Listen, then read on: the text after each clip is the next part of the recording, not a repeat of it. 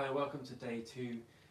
This is the Just Flutes getting into whistle series, 5 days. Yesterday, if you joined me, we looked at a slow air called Don't Logue, and today we're going to start with a polka. If you come back tomorrow, there'll be a waltz or a jig, and at the end of the week we'll get to a reel. If you have any questions, please ask them in the comments below, or feel free to send me a DM on Instagram or Facebook. Just search for Philippe Barnes. I'm going to be teaching by ear, so we're going to go through the tune really slowly. I'm going to show you where to put your fingers, how to do all the ornaments. If you're struggling to keep up, don't worry, you can watch this again afterwards. You can pause it and fast forward through me rambling on. If you don't have a whistle yet, head over to the Just Flutes website and pick yourself up a high D whistle or a nice low D whistle. Either will be fine for joining in this. This is a MK Kelpie from Just Flutes, in fact. And yeah, if you're not comfortable learning by ear, the sheet music will be up on the Just Flutes website. If you go to the homepage at the moment, it's right there, as well as information about rods, warm-up classes which are every day at 2 p.m. for flute players, and those are great, helping me stay in shape anyway. So we're going to crack on with a polka. This is called Breeches Full of Stitches. It's a lovely little tune. Polkas are kind of a dance tune in 2/4, particularly popular in the west coast of Ireland, like Cork and Kerry. And if you ever go to sessions in Brighton, which is my hometown, there's a lot of polkas played down there just because of the musicians who are around there. Okay, it's a nice, simple little tune. Polkas have a lot of life in them, and I'm going to show you a couple of ornaments to stick in there. So this is Breeches Full of Stitches. I'll play it to you first.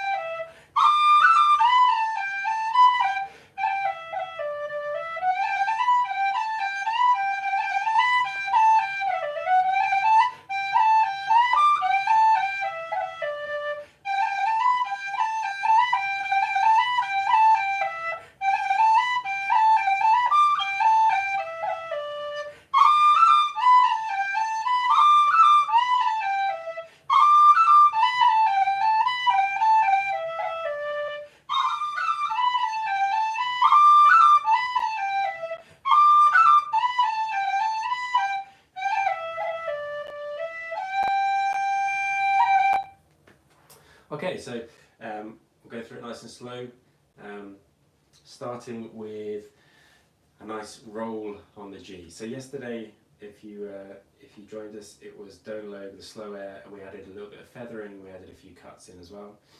Today there'll be no feathering in this tune, but there'll be a few cuts, and we're also going to add our first roll. So the ornaments are one of the things which make Irish music sound the way it does. And a G roll, it's a cut above and a cut below, or some people call it a tap below. The key difference between a roll in Irish music and a modern or a roll in classical music is that in classical music we have this lovely melodic shape around the note, and with the Irish music we're looking to make something rhythmic. We're looking to cut that note up into chunks. So if we were to play a lovely classical roll, we want to not really hear what the notes are above and below the note.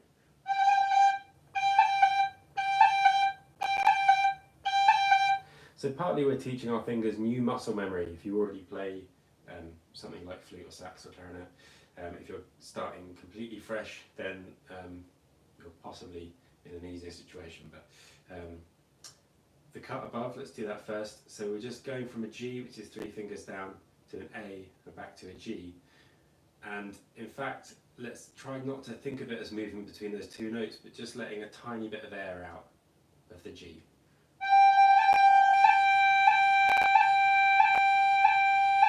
Just looking for a little kind of yelp there, a little bubble there, and you can use the middle finger instead. Makes it a bit more bubbly. Depending on your whistle, it might be too much.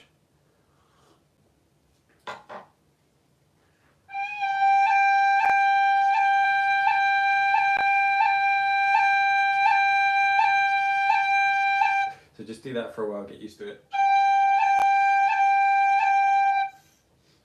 Now, once this series is done, I'm probably going to put up a video of a little ornament workshop, which just gives you a kind of basic exercises to practice them all over the whistle, because I found, especially teaching classical flute players the whistle, that a lot of them want to get their ornaments much crisper, and I think there's a kind of shortcut to doing that rather than just practicing the 1 or 2 that are in the tunes. It's good to kind of isolate it and practicing it like we were practicing a study to improve our classical playing. So let's try the bottom half of the roll, or the second bit of the roll. We're just going to literally tap our finger on the next hole down, the F sharp.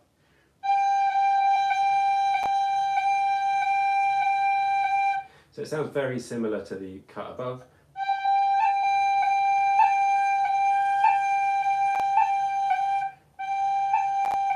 And if you're having trouble that it's coming out more like a roll, like a classical roll, I want you to separate them out. So think of it as da da da, da da da, da da da. So try and pull the 2 apart so it's not always da diddly dum.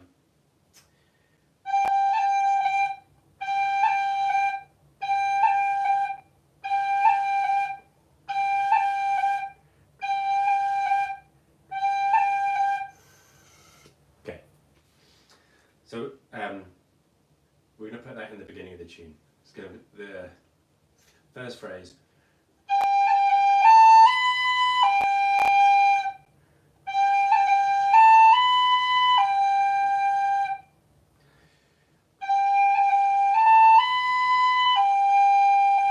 So it's your G roll, and then A, B, G.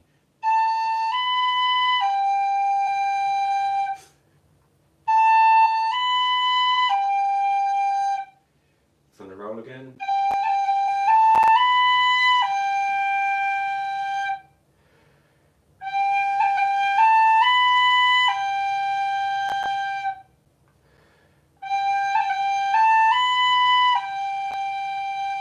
Lovely stuff. Let's move on. The next phrase, nice and simple.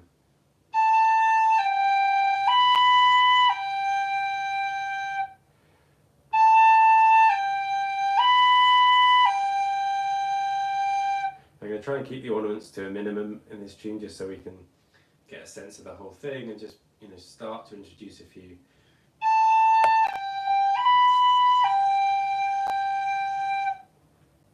So we're going A, G, B, G again.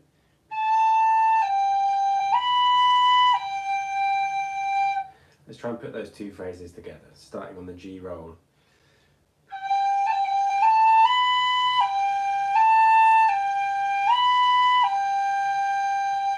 Do that a couple more times.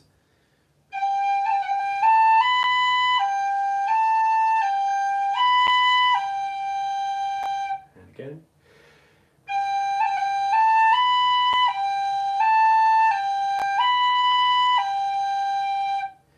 One more time.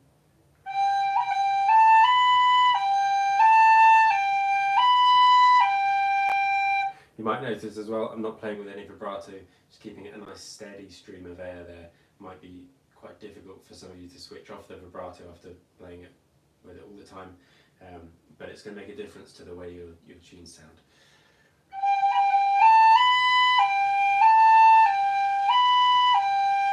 So we're letting the fingers do the work to ornament the tune. We're going to introduce some tonguing into some of the other Maybe the real might show you some triple tonguing to go in there.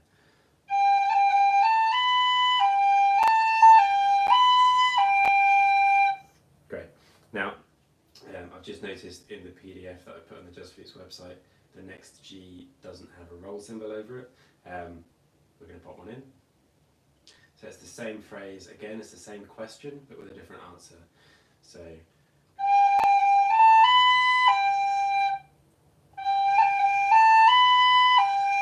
G roll, A, B, G.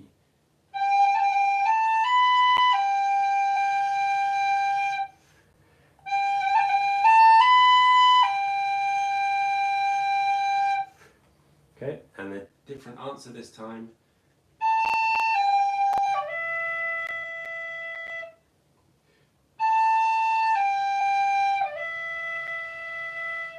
So we're going A, G, and then we're going to E, but we're going to pop a little D in there before the E. So A, G, which is 2, 3. And then it's all fingers down for the D, but quickly up to the E.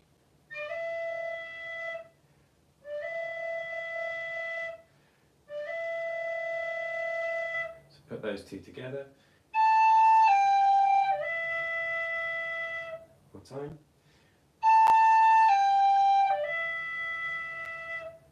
And again.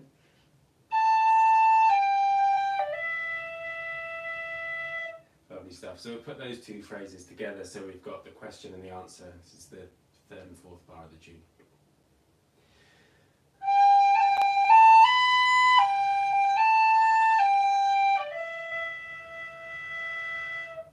Now I'm also going to play this in as much of a slur as I can, so I'm trying not to kind of tongue all the notes again or start them all the time, because having that continuous sound is what we're after.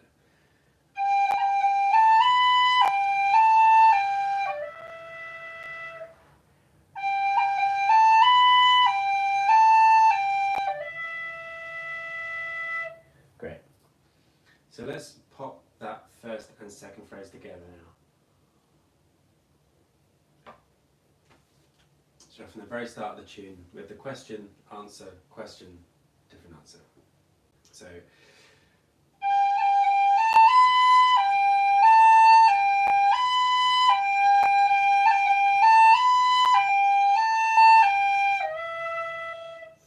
let's do that again.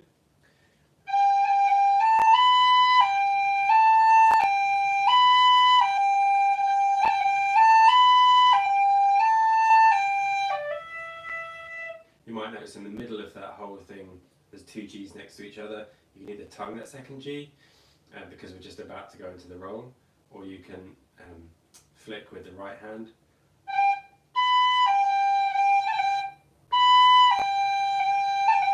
Before you do the roll, and then it's nice because you've got below, above, below.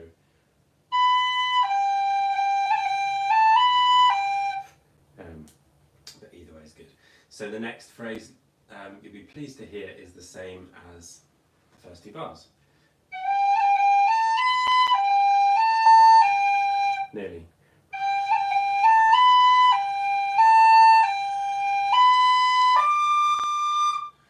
So we're going to go up at the end of it to a D.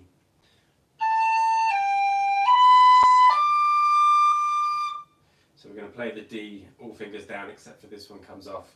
It's a clearer note with the finger off. You can also play it with the finger down. It's a more sort of rich, dirty sounding note. Depends on the context.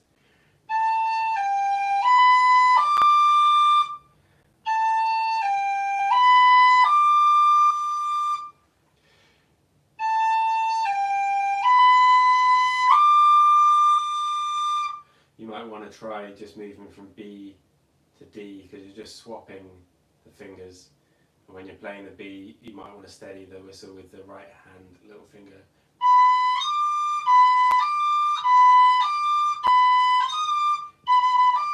Or not, either way is fine. Let's pop that phrase together from the G roll.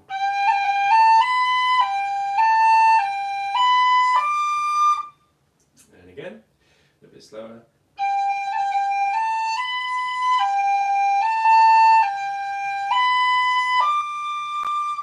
One more time.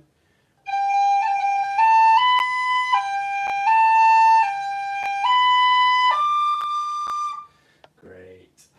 Now we're just going to do the last phrase of the A part. I should say most of these traditional tunes, whether Irish or Scottish or Cape Breton or from Brittany, like they usually have an A part and a B part. It's usually twice around the A part, twice around the B part. Of course, there's tunes which have an A, B and a C part, or a 5-part tunes. This one's a nice little simple A part repeated, B part repeated. I should also say, if you want to go further into learning whistle, then get in touch with me on Instagram or Facebook, Philippe Barnes, and you can book a Skype lesson, or you can go to Just Flutes and order my tune book, or I have a book about Irish music on the silver flute and some flute and piano pieces, which are kind of contemporary Celtic music for flute and piano. And let's dive back into the tune, the last section.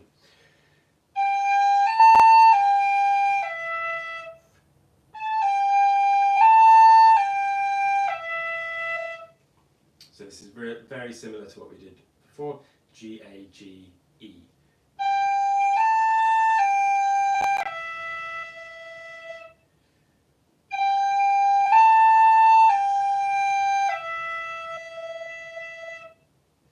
Again.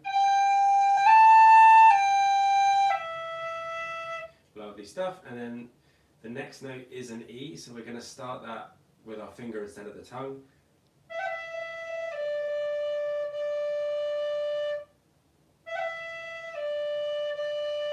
So we're keeping the middle finger down, just lifting the first finger. D, and then it's 2 Ds. I'm actually going to tongue the second D just gently.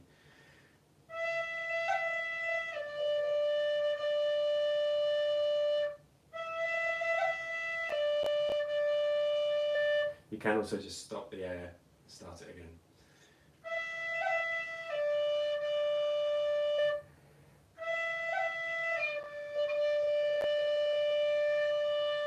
So let's put those two phrases together. We're starting from a G.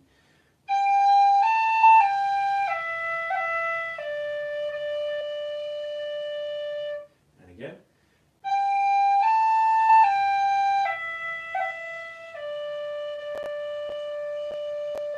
And one more time.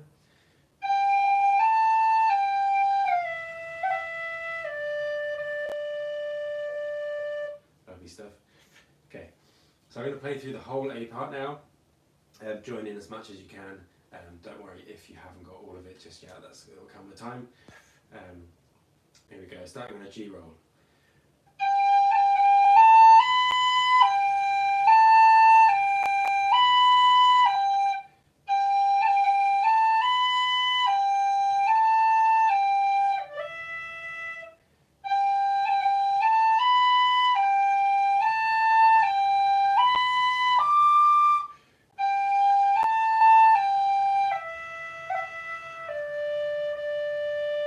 Repeat.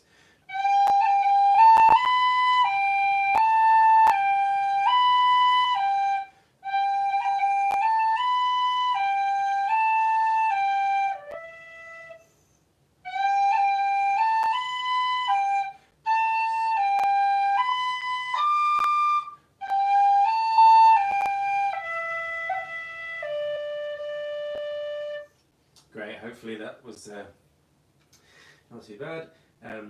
The B part, when I played it to you at the beginning, I was doing a couple of crans on that D. Might not have time to show you those today, but I'll show you the B part, and we will definitely get to crans later in the week. So, starting on a D. Okay, so there's a little ornament here. So we're going to an E. And then just like we did at the end of the A part, we're going to just lift this finger, put it back down. and go back to the D. So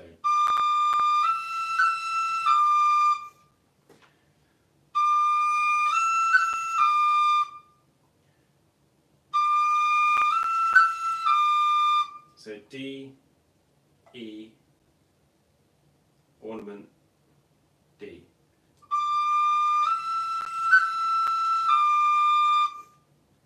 Let's try again.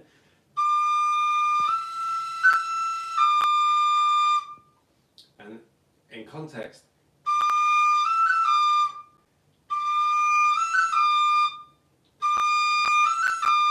if you're having trouble with that, we can just go.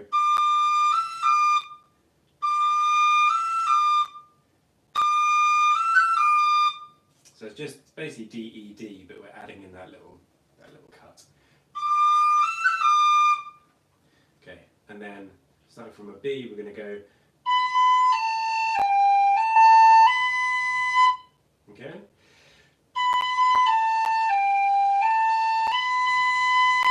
And again.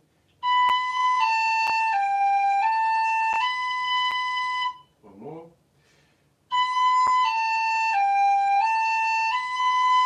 Let's try and put those two together.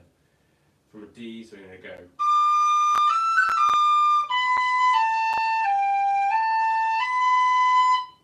And again.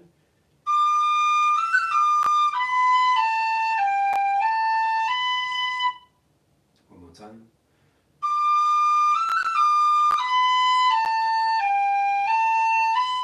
Now, the good news is that phrase happens again in a second, and it happens again right now, but with a different ending. And that different ending is the same as what we've already played. So from this point, the rest of the material for the tune is stuff we already know. So it's just knowing the structure of it, how it fits together, and that happens in a lot of trad tunes. It's that repetition that kind of makes them, gives them that hypnotic quality. So.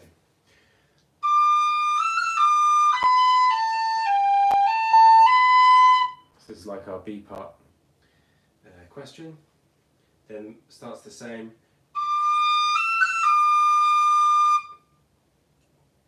And then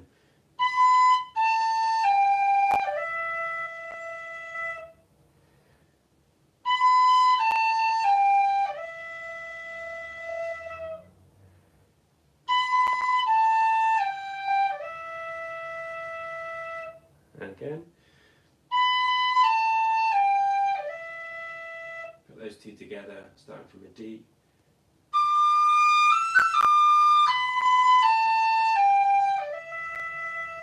Once more.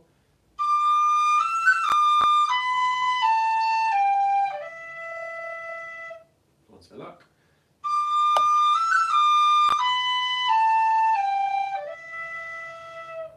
Great. Now, the next phrase is the same as the first phrase.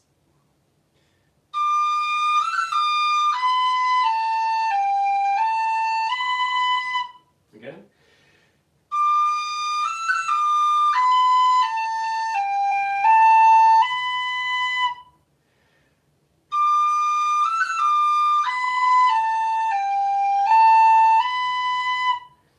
And we finish with the same way we finished the A part.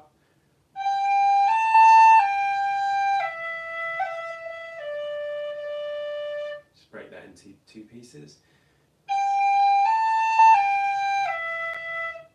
Again.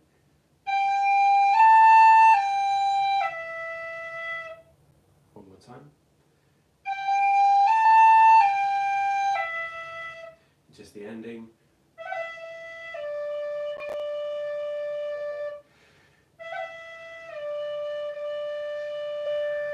Pop those two together.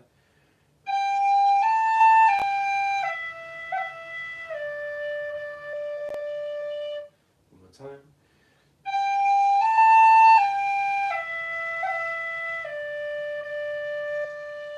Great, so let's put together that B part. We're going to do half of it, so the first 4 bars of it.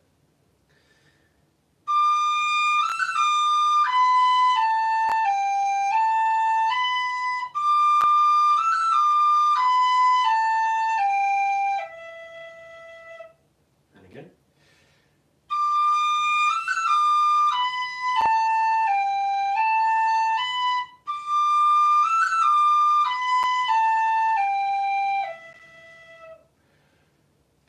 next part.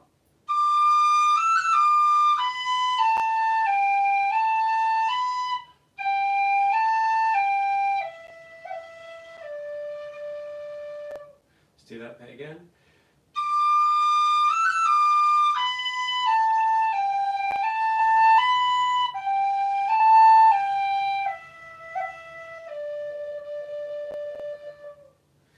Great. So I'm going to play the tune through a couple of times now. Join in when you can. And I might just afterwards show you a couple of extra things that you can put in it. So here we go. Breeches full of stitches.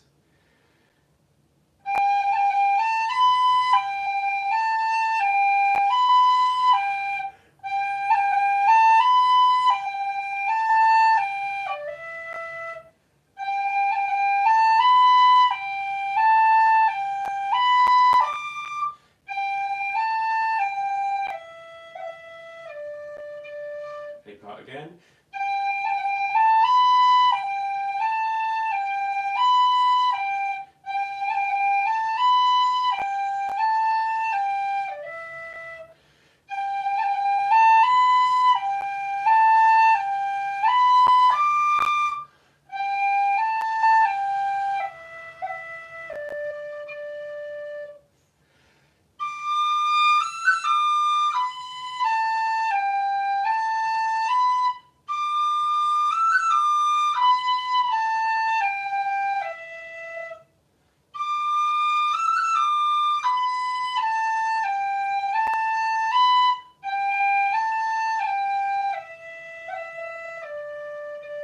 Repeat the B part.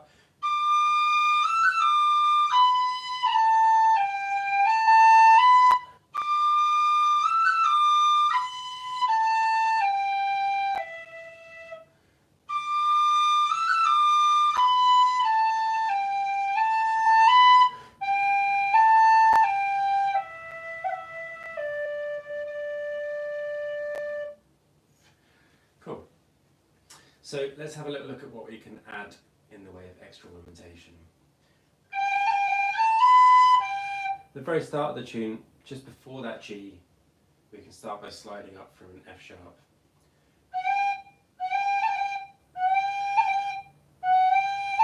So I'm just pushing this finger away and straightening it so you get a... Now, I think the shorter you keep the slide, the better it's going to sound, because if you make the slides too long, it starts to sound a bit much.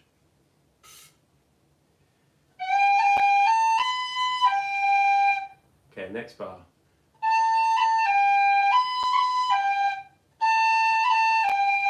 You can pop a little grace note on that A.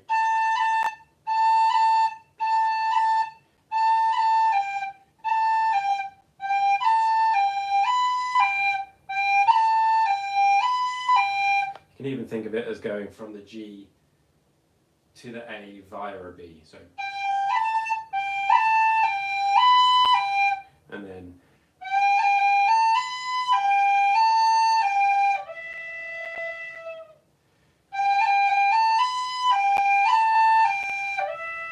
do that again with the A there. Same thing with the A there. If you like, go from the G to the B. You can slide those two fingers up.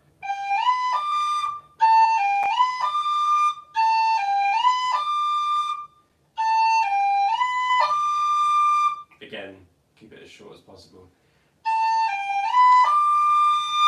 Sometimes it's nice for stuff to just be crisp and not to be too swoopy.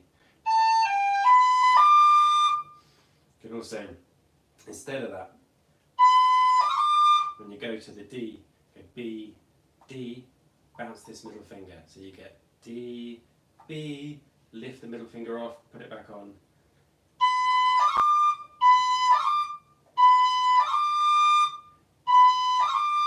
I'll show you again. So it sounds like.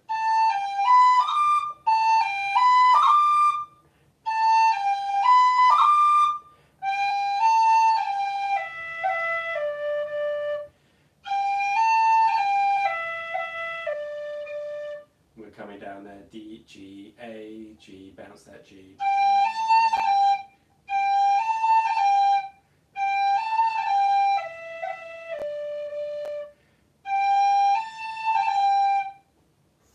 Lovely stuff. Okay, and for the B part, there's just one thing I'd add in.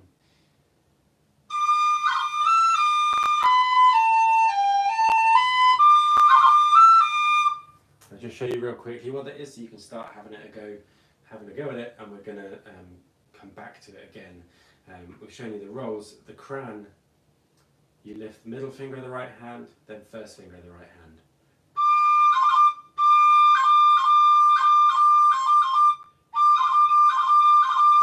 It's a little Mexican wave for those right hand fingers.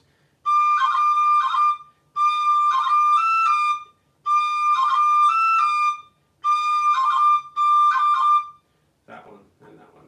So have a stab at that. You might find with some of these ornaments that they're just not sounding that crisp, and some of them it's just getting your fingers used to it, building it into the muscle memory. Some of it feels a bit like a knack, like it will be rubbish for ages and then it will finally click and you'll be like, ah, great, I can do it.